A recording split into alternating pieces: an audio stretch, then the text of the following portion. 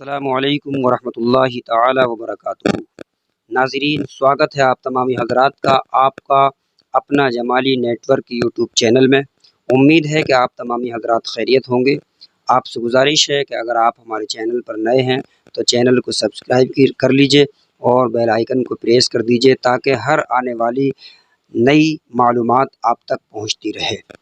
آج ہم آپ کے سامنے ایک بہت ہی خوبصورت معلومات حدیث نبوی صلی اللہ تعالی علیہ وسلم کی شکل میں لے کر کے حاضر ہیں، جس کا موضوع ہے جمعہ کے دن مسجد جلدی جانے کی فضیلت اور اس کا اجر۔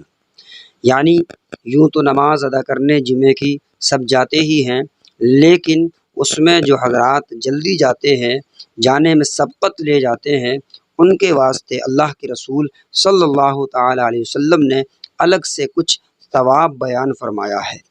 تو حدیث صلی اللہ تعالی علیہ وسلم، حدیث نبوی صلی اللہ علیہ وسلم سماعت فرمائے۔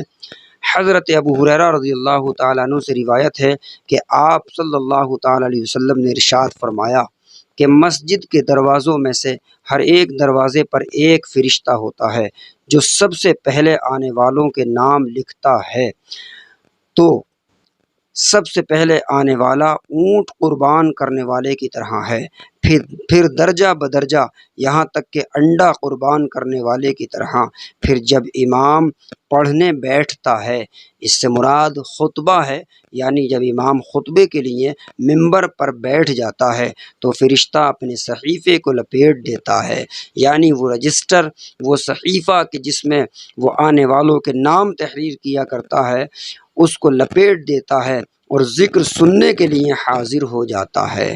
مسلم شریف جلد اول حدیث نمبر 1980۔ یہ حدیث اللہ کے رسول صلی اللہ تعالی علیہ وسلم سے مروی، اور آپ غور کریں کہ کس قدر مسجد میں جمعہ کے روز پہلے جانے پر اللہ تبارک و تعالی اجر عطا فرماتا ہے۔ السلام علیکم ورحمۃ اللہ وبرکاتہ۔